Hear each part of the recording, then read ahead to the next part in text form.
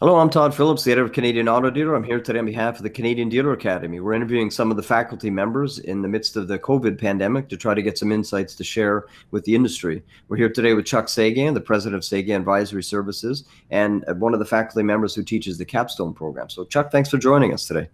My pleasure, Todd. Good to talk to you again. Well, one thing we want to do is actually look a little bit at something you've done in the past, which is a report you were commissioned to produce for the Canadian Automobile Dealer Association called "Driving the Road Ahead of You into the Future of Automotive Retailing." Now, we'll give you a pass for maybe not seeing the pandemic on the immediate horizon, but obviously you really were looking ahead and changes in the industry. We thought we'd look at the impact of some of the pandemic may have had on some of your findings. So, what's your take on it so far?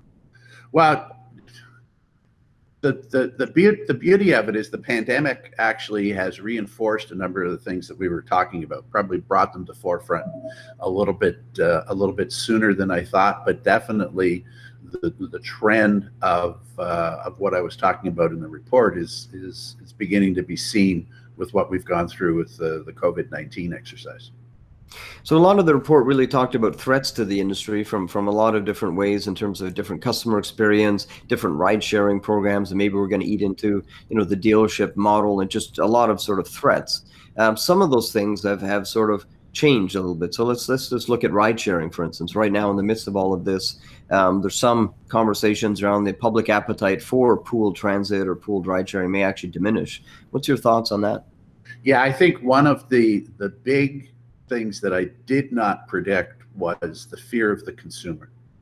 I was really focused on the consumer energy, their appetite for more and more technology and that sort of stuff, and that still is going to be there. However, the undertone or the overtone is really one of fear, and that fear now is going to cause them to move away from public transit, to move away from things like ride sharing and car sharing and some of these potential threats in the short term. Maybe in the long term, it may not have an impact because competitive forces have a tendency to be very strong and people will figure out ways to make people comfortable. But I believe that in the short term, that the move is going to be back towards individual driving and individual ownership or access to a vehicle. And that will play very well into the dealer's domain and in the brand's domain, and will be very difficult on some of the ride-sharing applications that are out there. One of the other areas that you would one of your conclusions of the report was that the franchise dealer network would remain integral at the center of these ecosystems. So I think, in the midst of this pandemic, we've seen the dealers have to play a central role, communication, protocols, delivery. Has that changed? Do you see the dealers still really as strong as ever? I think the dealership position actually is strengthened by what's gone on in the last little while. You're seeing the regulations coming out as the economy begins to loosen up, that car dealerships are allowed to open. You see that the OEs have really relied on the communication through the dealer network and by the dealer network in terms of keeping all of their customers informed as to what's going on, staying open as long as they possibly can, offering as many services as they can. The importance of the dealer network, even in an online world, has really been magnified. So that part is really very, very, very exciting. And I think the demonstration of dealers working together with the brand can produce some very, very positive results. So moving forward, how different brands and their dealers react to COVID-19 and make their customers feel as comfortable as they possibly can with doing business is going to become a brand distinction, because some brands will get that better than others. Some dealers will get that better than others. So I think there's going to be a real focus, a real impetus for brands and their dealers to work together here. And quite honestly, the role that the associations have played in developing the materials, keeping their dealerships advised during the pandemic of what's going on, what some of the financial programs are out there, what the health and safety is out there, what the CADA has put out in terms of their safety operating guidelines, what the various brands are doing. It's everybody's working towards the common problem, and they're working together. We're even seeing governments working together, and some of that hopefully will stick. And I think we'll see that closer relationship being very important. One of the other key findings was, looking at the consumer journey. You talked about the fact that consumers want fast and easy and a different customer experience. And we're actually seeing some of that unfold here, just necessity being the mother of invention. We're going down that path. I know the OEMs have really been trying to work with their dealers, or pressure them, you might say, to adopt a more consumer-centric experience that fits their model.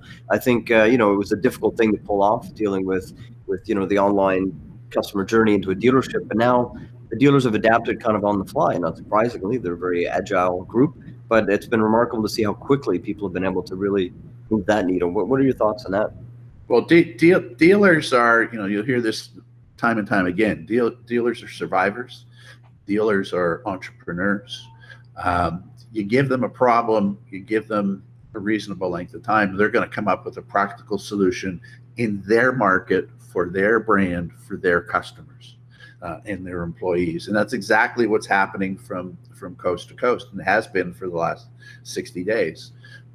The dealers are looking for outside information, but they're taking that information and applying it to their own individual business that works for them. And that's the beauty of being an entrepreneur. That's the beauty of being creative and being able to move and trying to keep your customer happy, keeping your eye on the bottom line, keeping your employees employed, or making sure they're looked after. That's all what dealers do. And at the same time, the number of dealers that were giving their outward projection to the community and providing vehicles, providing masks, providing a whole bunch of different things was really remarkable. So even at a time where their business is suffering, they're out there still making for strong communities. So that whole bit, I think COVID has just again strengthened that, and I just see nothing but positive going forward with that. Another key observation or prediction, I guess, you made was that robots would be active in the service bays as early as 2030, assisting technicians. I suppose you weren't anticipating it, because of sort of a pandemic or a need for social distancing, but it was speaking about a need of higher degrees of automation affecting the industry. So talk a little bit about that, and maybe what we had in mind in terms of that projection. I still believe that's going to happen. There are certain routine functions that vehicle repair requires, that customer greeting requires.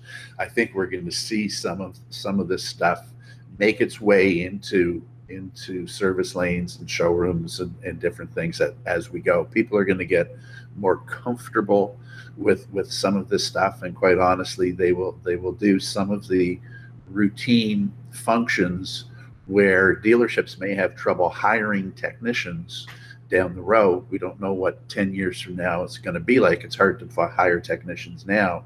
I can only imagine that it could get worse. They're going to look for other ways, with vehicles becoming more electrified, with all of the plug and play repairs that take place. That suits well to robot type automation in a number of areas. So I still think pretty strongly that we're going to see some of that in the dealership world going forward. And some of the other observations of the report, I mean, we're really just scratching the surface of the Driving the Road Ahead report, but really dealt a lot with data, connected vehicles, all that sort of transition. So this really hasn't any impact on that part of the business, right? No, it's just, the data is going to become very, it already is very important, but it's going to become more important. Than what COVID might very well do is reinforce the privacy of data, because we're doing so much online, we're doing so many different things. Data points are now becoming pretty exaggerated. They're expanding, and the whole quality of concept of data mining and data quality, and making sure that within your dealership domain, that you have a really good handle on your customer databases, and where's that information going, who are you selling it to, who's driving it out of your dealership every night by doing screen scrapes that you're not aware of. Your data is your data, and the whole data piece is, I think, extremely important going forward. It may very well be, ultimately, with connected vehicles and whatever, it may very well be a new product that dealers might have to sell down, or could sell down the road. Another area you covered in the report as well that's close to data is really the fintech, the evolution of sort of the financial technology and some of the tools that are able to do things that we didn't anticipate, things like electronic signatures maybe happening as quickly as they are. Now there's a whole sort of network of people who are able to provide financial tools to help with transactions that is now affecting the industry in real time, in terms of regulators are easing off in some cases some of the restrictions. So I guess that whole fintech involvement in the auto retail sector is playing itself out, right? No question. And even today, 60 days away from the beginning of this pandemic, we're all banking differently. We're having a different experience. A lot of our branches aren't open. If they're open, they're appointment only. We're doing more online pictures of checks and deposits and all of that sort of stuff. We're doing much more e-transfers of things. So we're beginning to buy into that fintech type of world, which then is driving our ability to, in the dealership world, to adapt to that and to provide a similar type of service. Electronic signature is one of them. Right. So when I can do a whole bunch of stuff on my bank, transfer money all over the world, do all sorts of stuff, but I can't buy a car because I got to go in and do a wet signature. Well, that's been fixed. So we're definitely now going to see the merger of these technologies, and coming out of fintech for sure, where people trust financial institutions to provide them with processes and procedures that are safe to them financially. We're going to do the same thing on the dealership side. Customers are being trained. We're going to have more of the online because of that. And we're going to have more transactions that will take place electronically. Plus, we're going to have the physical safety as well as the financial safety to add to our package. So it's going to be a pretty exciting time, I think. We talked just before this interview. You said you reread the report, over the weekend. So what struck you as anything that was sort of spot on, or from the report in terms of where we are today? Yeah, oddly enough, I think a lot of the stuff is 1,000% applicable. It was a long-term view, and I think 2030 we're still going to have some significant changes in the industry. But what surprised me was some of the stuff, how quickly we're adapting to it, how quickly things are happening, and the pandemic has sort of forced us to do some of this stuff. But they're going to be sticky. These moves are going to be sticky and hang around for an awfully long period of time. And just as the evolution of industry was going to be a series of small steps going forward, the evolution of return back from COVID to normal operations is going to be a series of small steps going forward. So there's a lot of consistency with the Driving the Road report with where we're headed. And the pandemic has moved some things along, and it has created a bit more fear in others. But it's still, I still think we're on the right track going forward. Well, Chuck, thanks for joining us today. Thanks for sharing your insights with our audience. On behalf of the Canadian Dealer Academy, thanks for joining us. My pleasure, Todd. I got to tell you, the Canadian Dealer Academy has been a vision for an awfully long period of time. And we've built a very, very solid, realistic, applicable program for future Canadian dealers. And it's a joy being involved with it. And it's really exciting to see how graduates of the program have progressed in their own careers to, move very high, and either they own a store or they're a general manager, or if they happen to be at an OE, they've now got some promotions. It's really quite exciting to watch the impact afterwards. Well, great little plug for the program there. And again, thanks for joining us today.